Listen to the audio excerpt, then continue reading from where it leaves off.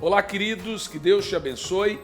Antes de você ouvir essa poderosa mensagem, eu tenho 2 recados para você de suma importância. Primeiro recado, eu gostaria de pedir a você com muito carinho, e você vai me fazer um favor para nos ajudar e abençoar o nosso ministério, se inscrever no nosso canal. O segundo recado é você dar um like no vídeo e ativar o sininho para receber as notificações. Um outro recado muito importante é você me seguir no Instagram, porque nós estamos usando o Instagram agora com uma ferramenta bem poderosa nesses dias para evangelização e ensinos e estudo. Bom, mas vamos lá. O recado que eu quero dar a você é que chegou a nós alguns livros de lançamento. Eu sei que você está ansioso para ouvir a pregação, mas é muito importante que você assista esses pequenos minutos, porque os nossos livros contribuem para o nosso trabalho e ajudam muito na evangelização. E eu vou falar aqui de alguns livros e nós estamos fazendo uma promoção nesse kit que eu estou chamando Evangelização e Avivamento. Olha o que chegou na nossa editora, o livro Transferência de Unção. E aqui eu tenho uma frase de John Wesley: eu me coloco em chamas e o povo vem para me ver queimar.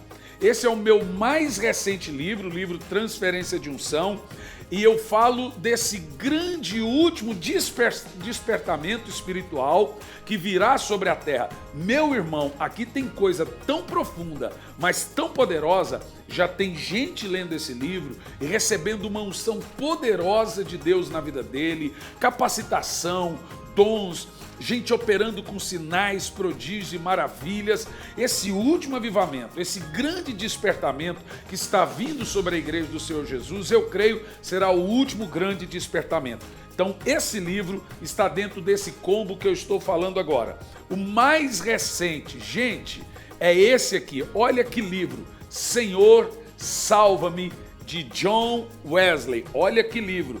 John Wesley é o maior avivalista, evangelista de todos os tempos, desde os apóstolos, entre 1700 a 1791. Esse livro aqui foi um livro traduzido pela nossa editora, eu fiz toda a tradução do livro, traduzido para a linguagem da nossa editora. É um livro feito para você dar de presente para quem não conhece Jesus, dar de presente para quem conhece Jesus e para você. Aqui está tudo sobre o maior e o mais profundo entendimento da salvação. Livre-arbítrio, graça preveniente, justificação. Toda a doutrina wesleyana está contendo aqui nesse livro de uma forma simples, fácil de entender. Esse livro vai ser um dos maiores mecanismos que Deus vai usar, vai por mim, para você ganhar sua família para Jesus. Aqui tem estratégias que Wesley usava para evangelização. Você sabe, John Wesley ganhou mais de 1 milhão de almas para Jesus, em cima de um cavalo. Então, ele tem muito para nos ensinar como passar e evangelizar as pessoas e como ganhar almas. Lendo John Wesley, que Billy Graham também ganhava almas. Todos os maiores e grandes evangelistas, grandes ganhadores de almas, eles são porque aprenderam isso, obviamente no Espírito Santo receberam o ministério, mas aprenderam essa grande estratégia que Deus deu a John Wesley para ganhar almas, ganhar vidas em massa, muita gente para Jesus. Então, lançamento da editora vem, Senhor, Salva-me. Dentro do nosso combo Evangelismo e Avivamento, também tem um livro nosso que veio ano passado, Curando os Enfermos em Nome de Jesus. Esse é um livro que eu escrevi. Esse livro é para ativar em cada irmão o ministério de milagres, os dons de curar. Você vai terminar esse livro e vai receber o impacto de Deus dos 3 dons que mencionados por Paulo na Bíblia, que são dons de poder. Quais são esses dons? Dom da fé, dom de curar e operação de milagres. Olha aqui, curando os enfermos em nome de Jesus. Agora olha o outro livro da nossa editora que você vai poder adquirir dentro do nosso combo Evangelismo e Avivamento. Aqui é de um outro avivalista do século XVII, John Wesley do século XVI, esse é do século XVII, Graça para o Culpado, de Charles Haddon Spurgeon. Também uma grande, poderosa ferramenta de evangelização. É livro que você compra, dá para o católico, dá para quem lê esse livro e entenda o evangelho. ferramenta para ganhar almas, é presente que você dá para quem você ama e quer que ele receba Jesus. Graça para o Culpado, de Charles Spurgeon. E, dentro do combo Evangelismo e Avivamento, esse livro, gente, meu Deus, esse livro de um americano, Steve Swishers, Fogo do Avivamento para Hoje, também junto com o meu livro A Última Onda, Transferência de Unção para o Nosso Tempo. Esse livro vai falar do poder do Espírito Santo que será derramado sobre nós nesses últimos dias. É maravilhoso esse livro, você vai ler e chorar muito no Espírito. Então eu falei para você aqui, de 5 livros do nosso editor, editoravem.com, no rodapé aí está o site da editora, onde você compra esse livro, chega na sua casa em qualquer lugar do mundo. Qualquer lugar do mundo vai chegar pelo correio na sua casa. São 5 livros, Evangelismo e Avivamento,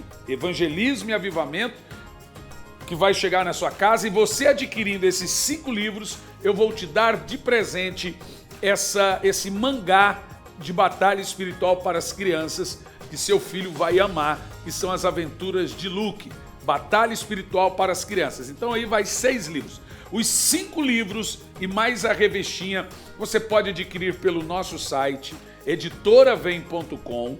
Você vai entrar, vai estar lá, combo, Evangelismo e Avivamento. Você vê quantas vezes você vai pagar, vê como vai chegar na sua casa pelo correio. E o combo, olha que presente, está custando R$100 os 5 livros e mais a revistinha de presente e chega na sua casa. Que Deus possa ministrar na sua vida através da mensagem. Volto a dizer, ative o sininho, se inscreva no canal, dá um like, dá o seu comentário e me siga no Instagram. Que Deus te abençoe. Ezequiel 38, versículo 1. E aconteceu que veio a mim essa palavra do Senhor. Ó filho do homem, volve a tua face contra Gog, das terras de Magog, príncipe maior de Mecheque, Meseque e Tubal. Tubal profetiza contra ele. Nestes termos, assim diz o Senhor Deus: eis que me coloco contra ti, ó Gog, príncipe chefe de Meseque e Tubal. Far-te-ei que gires, fincarei anzóis em teu queixo, e te farei sair com todo o teu exército, cavalos e cavaleiros, todos eles vestidos de uma armadura completa de guerra, uma grande multidão, com escudos grandes e pequenos, todos manejando a espada. Preste muita atenção no que você vai ouvir, que é muito importante. Esse texto de Gog e Magog é uma profecia sobre a vinda de um terrível rei chamado Gog na terra de Magog. E esse rei Gog, ele vem para se opor à nação de Israel e todo o povo de Deus. Os capítulos 38 e 39 de Ezequiel descreve a preparação dos exércitos e dessa guerra anunciada em toda a Bíblia contra Israel. É uma profecia menos detalhada, não há muitos detalhes nessa profecia. Gog também reaparece em Apocalipse, no capítulo 20, no versículo 8 ao 10. Vamos ver? Apocalipse 20, verso 8 ao 10. Por que Ezequiel fala de Gog e Apocalipse também fala? Preste atenção nisso, é muito importante para os termos proféticos. E sairá para seduzir as nações que estão nos 4 cantos da terra, Gog e Magog, cujo número é como a areia do mar, a fim de ajuntá-las para a grande guerra. Preste atenção, a Bíblia Sagrada fala de 3 guerras de Gog e Magog. Uma antes da volta do Senhor, uma depois da volta do Senhor e uma depois do milênio. Preste atenção. Guerras absurdas. Uma antes da volta do Senhor, uma depois da volta do Senhor, que é o mesmo Armagedon, e outra 1000 anos depois da volta do Senhor, que é depois do milênio. Como nós entendermos? Domingo, eu vou te dar aqui 5 passos para entender quando a tribulação estiver acontecendo. Como interpretar o momento em que a coisa começou? Pastor, como é que eu sei que a tribulação vai começar? São cinco maneiras de você interpretar o momento, interpretar a situação e não ser enganado. Todas essas profecias bíblicas são relacionadas ao final dos tempos. Para você entender, alguns pontos importantes aqui dessa profecia. Gog é um líder, Magog é uma região. Vou dizer de novo, Gog é uma pessoa, Magog é uma região. Por isso que nós vemos 2 Gog e Magog na Bíblia, e um Gog e Magog que também é chamado de Armagedon, que segue o mesmo padrão de toda a Bíblia. Ou seja, Gog ou Magog é uma linguagem que reaparece em toda a Bíblia e é uma linguagem figurada. Ou seja, Magog é uma terra, Gog é uma pessoa, e ambos, tanto Magog como Gog, são linguagens figuradas que a Bíblia usa para mostrar os inimigos de Israel que vêm de uma mesma região. Em todas as épocas, em todas as eras, os inimigos de Israel é Gog e Magog, vêm ao norte de Israel, né? Esses inimigos são Gog e Magog. A profecia na Bíblia mostra que o Eufrates iria secar. Iria passar, depois que o Eufrates secasse, 200 milhões de soldados que iriam marchar contra Israel. Bom, você sabe por que a Rússia e a China não invadem deliberadamente Israel? Por causa do Eufrates. Como o Eufrates está secando, provavelmente 1 mais 2 anos ele está completamente seco, o caminho está aberto para a Rússia e a China marcharem contra a nação de Israel. Olha só a profecia bíblica. Olha o que você vai ouvir aqui nessa noite. Nós não estamos perto somente do advento do anticristo, não estamos perto apenas da nova ordem mundial, nós estamos perto dos 200 milhões de soldados que irão marchar contra Israel. Essa semana eu até postei na internet, no jornal de Paris, Emmanuel Macron, junto com a Itália e a Espanha. Olha isso, gente. Se você achar para mim a matéria aí, Pedro, eu postei no Face, você coloca aqui na tela para mim. Emmanuel Macron sugere, junto com a Itália e a Espanha, sugere abandonar a União Europeia egoísta. Ou seja, e reeditar uma nova União Europeia com 10 reinos. Olha só, gente.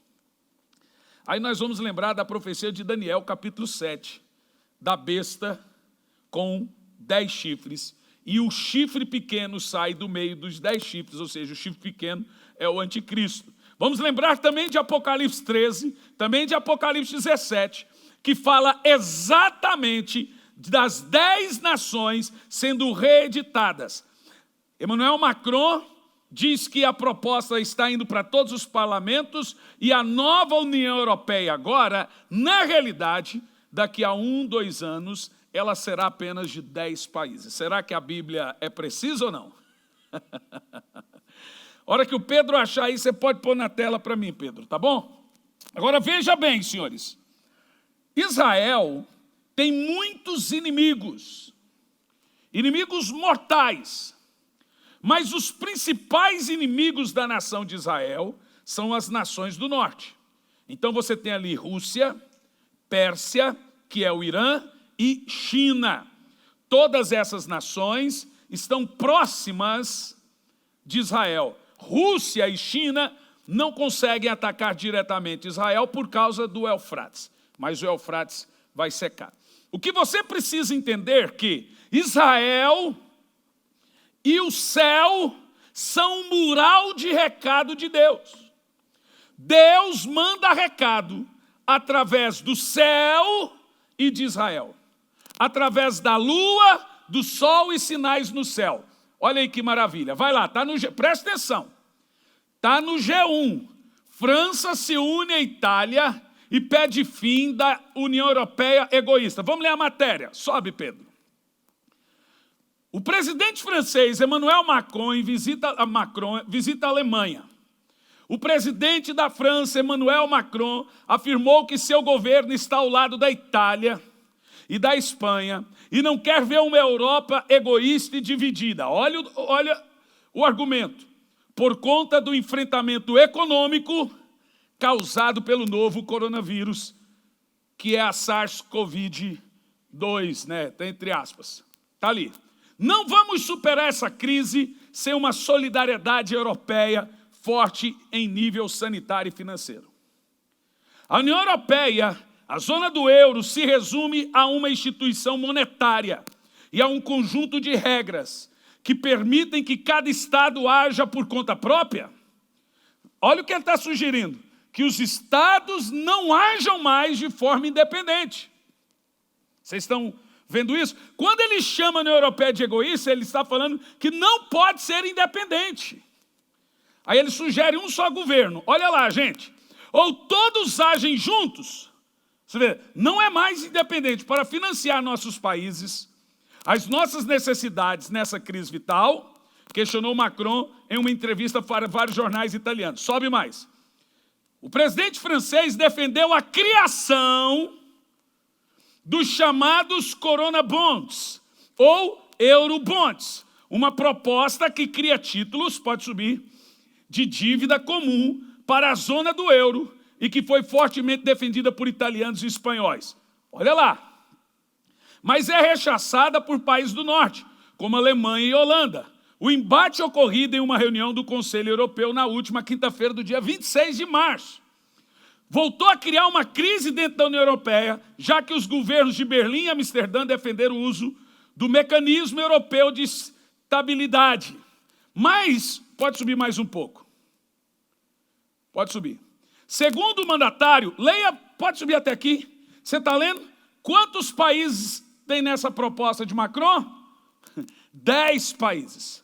Segundo o mandatário, 10 países da Eurozona representa 60% do PIB e explicitamente defenderam a ideia do Corona Bonds, ou seja, 60% do PIB europeu, que são 10 países, decidiram formar um bloco chamado nação. E vai passar, porque eles são 60% do PIB. O que os outros 40% vão fazer? Ou a Alemanha e a Holanda aceita, ou quebra. Ou seja, nós estamos vendo aqui, gente, literalmente, o reeditar de Daniel capítulo 7. O nascer, mais uma vez, de um novo império romano com 10 nações. E o que você precisa entender, a Bíblia diz que no meio dos 10 chifres, as 10 nações, sai um chifre pequeno para governar. Esse chifre pequeno que é o anticristo. Você só está dizendo que o Macron é o anticristo? Não estou dizendo isso. Ele pode ser o cara que funda o negócio e vem lá no meio alguém que lidera. Mas daí, dessa iniciativa, que vai nascer o anticristo. Agora veja bem, o que é mais importante para os termos proféticos nos dias que nós estamos vivendo. Preste atenção. Nós estamos com um pano de fundo montado para o advento do anticristo, senhores.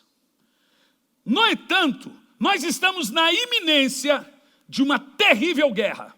Agora eu vou ser profeta aqui a você. Nós vamos viver 3 ondas proféticas de destruição no mundo. A primeira, que é esse coronavírus. A segunda, de novo, uma espécie de coronavírus, uma outra onda, de uma forma menos letal, mas ele vai ser reeditado. O Japão já está fechando de novo. A própria China, que abriu, está voltando a fechar, porque está vindo uma nova onda de coronavírus. Quem está assistindo os jornais sabe o que eu estou falando. Eu fico atento. E eu vou dizer uma coisa para vocês, tem hora que eu tenho que desligar, que eu fico tão ansioso, e as notícias deixam a gente ansioso. Só que quando eu assisto, eu fico atento as profecias. Eu assisto jornal, com um olho no jornal e o outro na Bíblia. E a terceira onda é uma terrível guerra. Preste atenção. Uma guerra de proporção global. E olha como isso é importante, senhores. Vamos analisar os termos bíblicos aqui nessa noite. São, ao todo, 2 Gog e Magog e 1 Armagedon.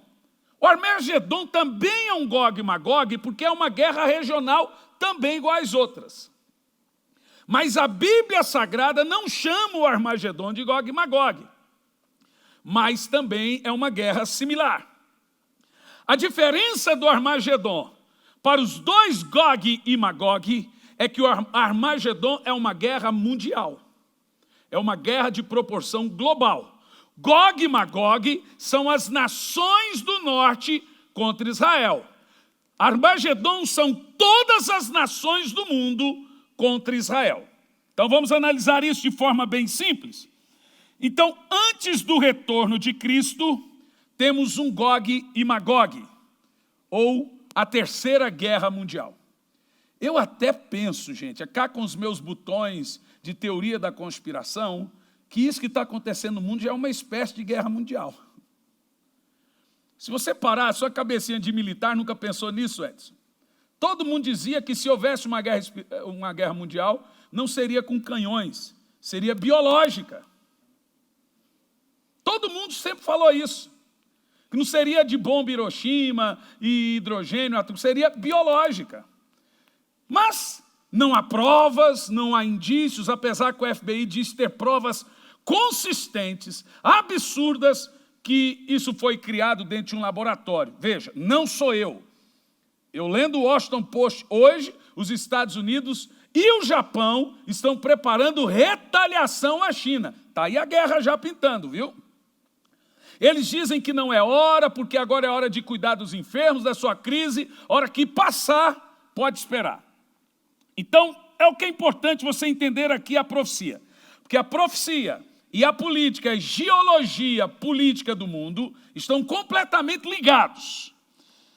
Então, antes do retorno de Cristo, nós temos uma espécie de guerra terrível. Israel passa por momentos difíceis, até que todas as nações lideradas por Gog se levantarão contra Israel. Depois do retorno de Cristo, tem o Armagedon. Israel é sitiado, mulheres estupradas, tacam fogo, milhares e milhares de canhões de todo mundo sitiam a nação de Israel, e o Senhor volta com seus anjos para ajudar Israel contra a aniquilação. Veja comigo Zacarias, capítulo 14, no versículo 5, essa possível aniquilação de Israel e o Senhor Jesus voltando para que Israel não seja aniquilado nesse Gog e Magog. Fugireis, vamos ler um pouquinho antes, desde o verso 1. Atentai-vos todos vós, eis que vem o dia do Senhor, quando todos os teus bens se tornarão despojos, e serão repartidos no meio de ti. Continua. Porquanto ajuntarei todas as nações para lutar contra Jerusalém. Isso aqui é um Gog e Magog. A cidade será tomada, as habitações serão saqueadas e as mulheres violentadas. Metade da cidade será sequestrada e levada para o cativeiro. Contudo, o restante do povo não será exterminado da cidade. Continua o texto, está aí a profecia. Então o Senhor se apresentará pessoalmente para a guerra contra aquelas nações, como ele costumava fazer no Velho Testamento, que guerreava junto com Israel, aquele anjo do Senhor. O Senhor Jesus volta para lutar a última batalha de proteção a Israel. Deus ama aquele povo, irmão. Entenda o que eu estou te dizendo. Toda aquela terra onde está Israel, que se estende, eu arrepio inteirinho aqui, que se estende do Eufrates a Canaã, está na Bíblia. A terra é minha, a terra não é de Israel, a terra não é dos muçulmanos. O Senhor diz, essa terra é minha. Então, quando Israel fizer um acordo cedendo um pedaço de terra, que foi em 1948 que Israel cede um pedaço de terra à Palestina, ele também fere a Deus. Porque aquela terra é do Senhor. E a guerra é por causa daquela terra. Agora, Deus deu aquela terra a Abraão. Mas Abraão não ganhou assim. Ele pagou a terra. Ele comprou com dinheiro a terra que vai do Eufrates até Canaã. Por isso que quando eles saem do Egito, escravos, eles vão lá para tomar a terra e a terra está invadida literalmente. Agora você vai para a história de Davi. Dentro de Canaã tem uma cidade chamada Jebus. E Davi compra essa cidade do rei Araúna. Araúna tenta dar, mas Davi diz, por preço justo eu vou comprar, que é hoje a terra de Jerusalém. Então Jerusalém inteira também foi comprada por Davi junto ao rei Araúna. Então não existe terra da Palestina, não existe terra dos ismaelitas. Os ismaelitas têm a sua terra, que o Senhor deu para Agar e seu filho.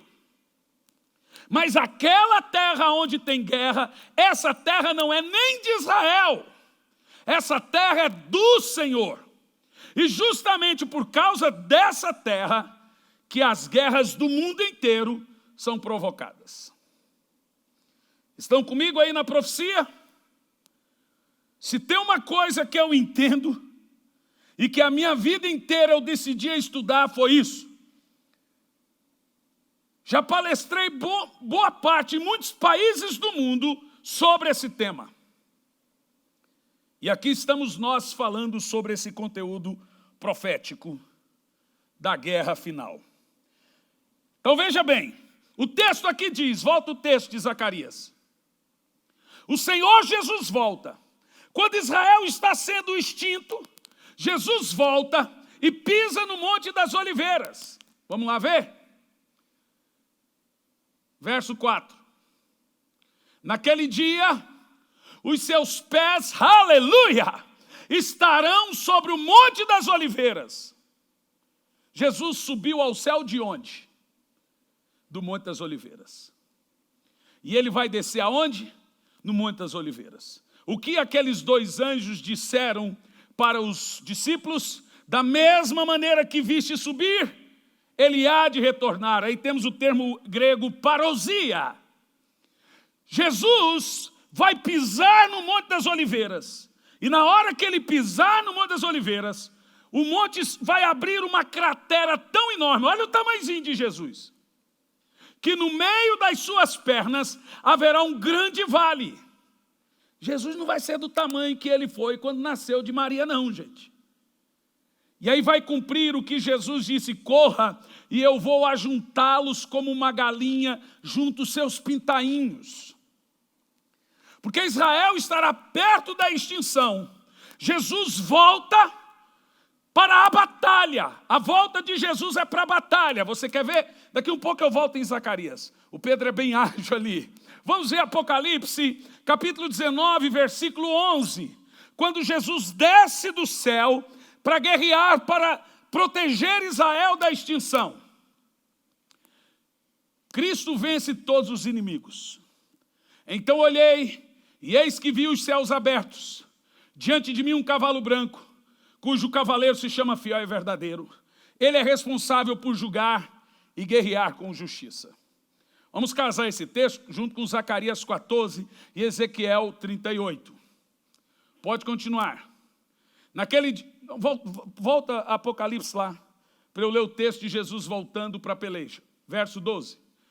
Seus olhos são como chamas vivas de fogo, sua cabeça há muitas coroas e o nome escrito que ninguém conhece, só ele mesmo. Ele está, por isso que o anticristo vem vestido de branco. Jesus não, ele está vestido de vermelho. Ele está vestido com um manto salpicado de sangue e o seu nome é Verbo de Deus, é o Cristo, o nosso Cristo. Verso 14, os exércitos do céu seguiam. Eu aqui creio que é a igreja, tá bom? Os exércitos do céu seguiam, vestidos de linho fino, alvo e puro, montados em cavalos brancos. Se tem 200 milhões de soldados, indo e sitiando Israel na batalha do Armagedon, o Senhor vai voltar com um exército. Ô irmão, a minha botina de ferro já está guardada. Eu quero é dar bicuda na cara do anticristo, seu xarope. O Senhor vai voltar junto com um exército de milhares e milhares de anjos para livrar Israel da extinção. Verso 15. Uma espada afiada sai da boca. Você viu? O anticristo tem um arco. Jesus tem uma espada para ferir com ela as nações. Ele regerá com cedro de ferro, e ele mesmo é o que pisa o lagar do vinho da justa ira de Deus Todo-Poderoso. Não tem ira na graça não, né? Então veja, a volta de Jesus é para ira. É uma volta de guerra. E ele volta para guerrear porque Israel está sendo extinto. Deixa eu te explicar como isso funciona dentro do contexto da grande tribulação. No domingo, eu vou trazer aqui a maior revelação profética que você já viu sobre a grande tribulação. E vou te ensinar como identificar. Durante 3 anos e meio, o Senhor envia sobre a terra, ele permite o anticristo reinar sobre a terra e trazer paz, segurança e muito dinheiro. Se todo mundo está acostumado a ouvir teologia da prosperidade, vai crer que aquilo é bênção de Deus. Ok? Cuidado, porque você vai contar testemunho que está próspero. Cuidado. Mas vamos lá. Depois dos 3 anos e meio, esse anticristo, ele rasga uma aliança que ele fez com Israel. E aí vem repentina destruição. A Bíblia fala que 2 testemunhas irão descer em Israel, em Tel Aviv especificamente, e vão pregar. Vão pregar, e a mensagem dessas 2 testemunhas é: Jesus nasceu, morreu e ressuscitou, e vocês não creram nele. Vocês agora, para serem salvos, vocês têm que aceitar Jesus. No entanto, essas 2 testemunhas, e essa profecia, ela só é possível em dias como o nosso. Porque a Bíblia diz que o mundo todo vai ficar pasmo e assustado com as 2 testemunhas. Pense bem, como é que isso pode se cumprir alguns anos atrás? Sem internet. Como é que o povo iria ver as 2 testemunhas, o povo do mundo todo? A Bíblia diz que todo mundo vai ficar assustado. Por quê? Essas 2 testemunhas irão tirar a paz do mundo. E vão tentar ferir, elas terão poder para fazer parar o tempo. Elas terão poder para fazer com que não chova. Apesar que Apocalipse não diz que terão, diz que tem. Elas têm poder de transformar água em sangue, de enviar pragas. Bom, só 2 na Bíblia tiveram esse poder, mesmo que é de Deus. Só Moisés e Elias, por isso creio que é Moisés e Elias. Elias parou o tempo para que não chovesse e Moisés enviou pragas. Ah, pastor, mas Moisés morreu, mas ressuscitou. Como é que o senhor sabe que Moisés ressuscitou? No Monte da Transfiguração, então você tem lá Jesus, Moisés e Elias. Um representa a lei e profetas, e Jesus representa a graça. Se Moisés não ressuscitou, nós temos que dar o braço a torcer para os espíritas, porque ele volta. Está lá, no Monte da Transfiguração está Moisés, Elias e Jesus. Então, elas irão morrer. E a Bíblia Sagrada diz que quando as 2 testemunhas, vai chegar a hora que o Senhor vai permitir a morte das 2 testemunhas, que estarão pregando. E quando essas 2 testemunhas morrerem, preste atenção, gente, o mundo todo vai dar presente uns pelos outros, porque morreram aqueles 2 que atormentavam o mundo. Imagina, as pessoas vão fazer festa, carnaval, o mundo todo, para dar presente. Só que 3 dias depois, elas ressuscitam diante de todas as nações. Imagina a internet, filmando o corpo das 2 testemunhas na praça da cidade, e de repente elas voltarem à vida. Depois que isso tudo acontecer, o mundo inteiro já está com uma raiva mortal de Israel. Porque Israel passa a ser o culpado pelas desgraças no mundo. Já é. Tudo cai nas costas de Israel. Das 508 resoluções da ONU todos os anos, 507 é contra Israel. Parece que só existe Israel no mundo. Ninguém faz uma resolução contra a China, que há anos vem matando em massa com essas... Não quero nem saber se é feito em laboratório ou não, mas tem que haver ali uma punição, um embargo. É muito. Agora pense bem, senhores. Analisa comigo. Jesus Cristo volta para proteger mais uma vez o seu povo. Para guardar mais uma vez o seu povo. E isso no Velho Testamento era comum. Davi, por exemplo, ele não guerreava uma guerra enquanto ele não via o anjo de Deus da batalha. Daí surgiu o termo general. Cristo era o anjo do Senhor. Então, quando Davi via aquele anjo que lutava a guerra, vamos embora, o anjo já está aí. E eles ganhavam todas as guerras. Aquele anjo que batalhava as batalhas de Israel era Cristo.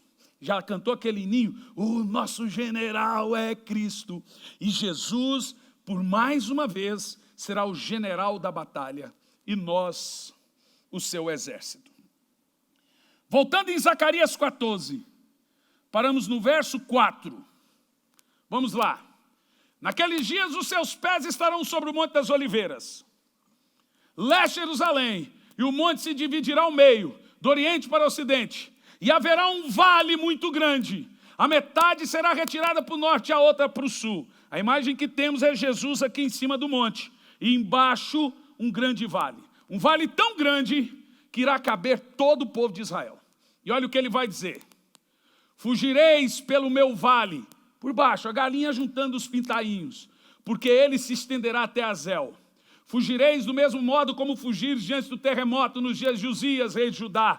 Então o Senhor, o Elohim, Deus, virá com todos os seus santos. Lembra? O Senhor abriu o mar, deixou o povo de Israel passar, mas também permitiu o povo do Egito entrar no mar. Quando o povo do Egito entrou no mar, ele fechou o mar. O Senhor vai fazer a mesma coisa com esse vale. Vamos, Israel, corra, corra, corra, corra. Quando os inimigos entrar, ele fecha. E aí, o pau come.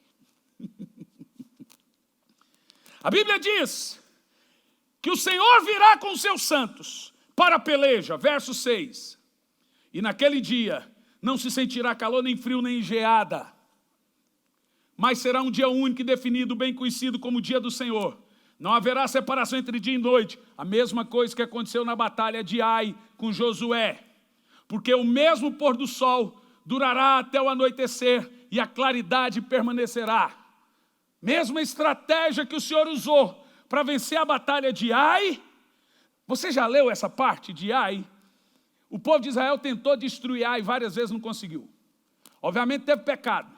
Mas se você pegar um documentário na History, você vai perceber que o maior estrategista, tem um documentário, que fizeram um comparativo entre os estrategistas de guerra ao longo dos anos. Josué é comparado o maior estrategista de guerra, mais que Napoleão, mais que Alexandre, mais que todos.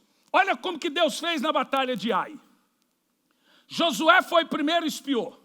Já tinha perdido a primeira batalha por causa do pecado. Mas ele percebeu que todo dia de manhã o sol se levantava e dava na cara dos soldados. Então o que ele falou? Eu vou atacar contra o sol. Vamos ficar atrás do sol. Então ele falou para o povo, espera o sol se levantar. Quando o sol se levantar, eles não vão conseguir ver que nós estamos vindo por causa do sol. E nós atacamos. Josué e os soldados de Israel, eles não tinham carros e bigas. Então eles não podiam atacar em campo aberto. Então Josué sempre levava os seus soldados para montanhas ou ruínas. Só que os exércitos de Ai eram expert em ruínas. Só que agora, quando o sol está se levantando, nascendo, o povo de Israel começa a correr. Eles não veem o povo de Israel e Josué vence a batalha. Mas essas estratégias de guerra não saíram da cabeça de Josué. saíram da cabeça do general, do senhor da guerra, do senhor da batalha. E a Bíblia Sagrada diz que o Senhor Jesus voltará a ser o general de guerra e nós o seu exército. Então preste atenção. Depois do retorno de Cristo, temos um Armagedon, no vale de Meguido. Aí é uma guerra global. Logo depois disso vem o Armagedon. É um grande vale que tem próximo a Israel. E quando Israel está sendo varrida do mapa, liderado pelo anticristo, as nações do mundo irão se reunir em Meguido, nesse terrível vale que coincide com o retorno de Cristo, como nós já lemos. Deixa eu te explicar a geografia do Gog e Magog e do Armagedon, e você vai entender a política do mundo hoje, toda ela é profética. Geografia. Gog e Magog. O líder não é um local. Gog é um príncipe. Gog, na língua suméria, quer dizer trevas. E Magog, terras das trevas. Gog é o príncipe, Magog é a terra do príncipe. Por isso que toda guerra contra Israel é Gog e Magog, que eles sempre tiveram os mesmos inimigos da terra das trevas, e sempre um príncipe daquele lugar é um Gog. Ok, senhores? Uma observação interessante. Esses nomes, todos que eu estou montando aqui para você, fazem parte do index da Bíblia, que está em Gênesis 10. E aí nós vamos encontrar o que em Gênesis 10? Os filhos de Noé. Vamos entender agora toda a profecia lá em Gênesis 10. Por exemplo, Sem. Os semitas são todos os filhos de Abrão. Os semitas, árabes e judeus, são filhos de Sem. Cã são naturalmente boa parte da África, inclusive a Etiópia. Hoje o presidente da OMS é etíope, é um canita. Jafé, os jafetistas são todos os europeus e asiáticos. Quando desceu a arca, quando saíram da arca depois do dilúvio, a terra é repovoada por esses três filhos de Noé, Sem, Cã e Jafé. Semitas são todos os filhos de Abraão, árabes e judeus. Cã são naturalmente os africanos, inclusive os etíopes. Todos os africanos descenderam da Etiópia, ok? Todos, inclusive o Egito. O Egito que se vê hoje não é o Egito de Faraó. Aquele Egito, império, não existe mais. Todos os africanos é a antiga Etiópia. Assim como todo o Império Romano, toda a Europa é antiga Roma, assim como toda a Europa é antiga Roma, todos os africanos é a antiga Etiópia, a grande nação Etiópia. Hoje é um pequeno país, Etiópia. E a Etiópia foi empobrecida por Moisés, quando ele era príncipe do Egito e fez guerra contra a Etiópia e tornou a Etiópia pobre. O resto são descendentes desses três. Vamos entender? Gog significa montanha. Um rubenita, filho de Samaias, príncipe profético de Ros, Meseque e Tubal. Nós lemos esses textos em Ezequiel 38. Magog, terra de Gog, segundo filho de Judá, que é filho de Jafé, neto de Noé, que significa proteger. Magog, terra de trevas, fica ao norte de Israel, regiões montanhosas da Capadócia e Média. Vamos interpretar o index bíblico profético para você saber aonde se concentra a guerra contra Israel e por que ela está na Bíblia com outro index e outro nome. Ros significa roche, evolução da palavra Rússia. Rússia significa roche, é a antiga roche da Bíblia. Gomer, Togarma e Magog. Esses são netos de Noé por Javé. Portanto, são jafetistas, os povos que habitavam o norte da Europa, que é ali Turquia e Rússia. Esses povos são hoje, no estudo da evolução dos nomes, caracterizados como nações modernas. Quais são elas? Togarma. São as nações que irão fazer guerra contra Israel. Togarma, na Bíblia, do Gog e Magog, Turquia. Gomer, que é Cush, significa Put, que é Etiópia, ou nações da África, também vão fazer guerra contra Israel, que são descendentes de Cã, filhos de Noé. Meseque, texto lido em Ezequiel 38, que é Moscou. Assim como Irã é Pérsia, Meseque é Moscou. E Tubal, o texto lido, significa Tobolsk, uma das cidades produtoras de gás e petróleo da antiga União Soviética. A maior aliança de Rosh, que é a Rússia, é com a Pérsia, que é o Irã, que até 1935 tinha o nome de Pérsia. São historicamente os maiores inimigos de Israel. Então veja, a Rússia é a Rússia e a China, senhoras e senhores, e Irã são os maiores históricos inimigos de Israel, junto com a Turquia. No início do ano, Jair Bolsonaro esteve na ONU, acho que no início do ano passado, quando o presidente turco apresentou um mapa do mundo sem Jerusalém, sem Israel. Se você pegar o mapa do mundo lá na Rússia, lá na China, nos países asiáticos, não tem Israel no mapa. E o presidente russo, até esqueci o nome desse doido, ele disse que, de uma vez por todas, precisamos exterminar Israel do mundo. Estamos falando de Tobolsk, ou Togarma, ou Turquia. São inimigos de Israel. Esse plano todo que nós vemos hoje é um plano diabólico contra a nação. Por isso que a Bíblia diz que Israel é a pedra de tropeço para o mundo. Israel é o cálice que o mundo é obrigado a beber. Tudo isso que você vê é por raiva e inveja da nação amada do Senhor. Por isso que eu fico muito assustado quando eu vejo crente defendendo a Palestina, indo contra Israel. Israel é a menina dos olhos de Deus. E nós devemos orar pela paz de Israel e pela nação de Israel. O que vem pela frente agora nessa profecia bíblica? O que vem pela frente é uma terrível guerra. Escute o que eu vou te dizer. Não muito demorado. Veja, não estou trazendo nenhuma revelação. Não estou fazendo uma profecia futura. Eu estou apenas interpretando a profecia. Assim como da mulher vestida de púrpura e outras. Não muito demorado, em pouco tempo, nós teremos um levantar contra Israel. Esse levantar contra Israel que traz Jesus literalmente sobre a terra. E a igreja nessa história?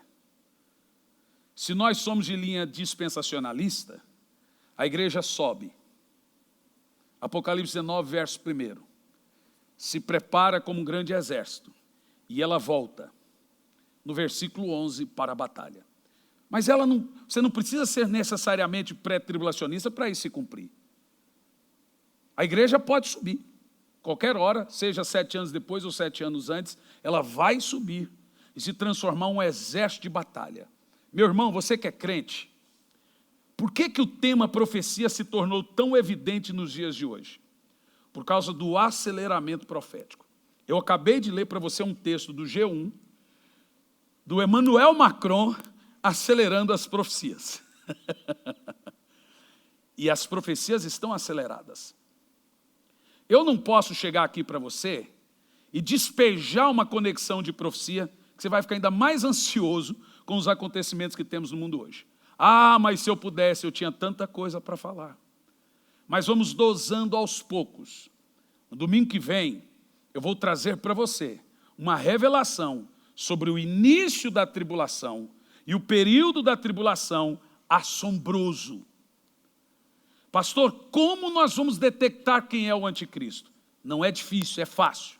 Eu vou te dar aqui 5 passos para você identificar o anticristo e, consequentemente, saber se já estaríamos, ou estamos, ou estaremos, ou quando vamos entrar no período de tribulação. A grande verdade, meus irmãos que me assistem, pastor Lorival, pastor Emerson, pastor Edson, é que a igreja, no momento desse, os crentes, eles não devem ficar ansiosos ou tristes. Eles devem ficar alegres. Porque está chegando a hora de ver o nosso Senhor. Vocês pararam para pensar isso? Eu não estava na terra quando Jesus nasceu, caminhou, morreu e ressuscitou. Mas praticamente, possivelmente, estaremos na terra quando Ele voltar. Possivelmente, pastor Edson, pastor Lorival, quero que o pastor Lorival casa antes, né? Senão ele vai ser um dos 24 anciões, lá, um dos 144 que são virgens, né? Pastor... Hã?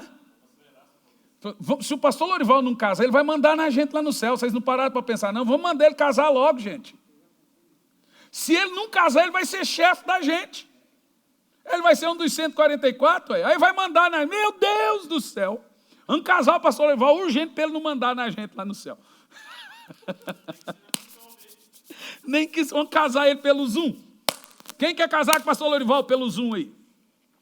Meus irmãos, você parou para pensar? Cadê o Jean no teclado aqui? Os pastores podem subir para nós orarmos. Que tudo isso que eu estou pregando, em termos proféticos, mostra que Jesus está às portas daqui um tempinho aí, ó. Mais perto do que nós imaginamos. Mais perto do que você sonha, mais perto do que você imagina. Você já analisou, parou para pensar isso? Pare para pensar comigo. Se isso é verdade, quanto mais perto estamos do arrebatamento? Que é 7 anos antes de tudo isso que eu preguei. Parou para pensar? O arrebatamento é 7 anos antes de tudo isso que eu preguei. E aí resta a pergunta: você está preparado para o soar da trombeta?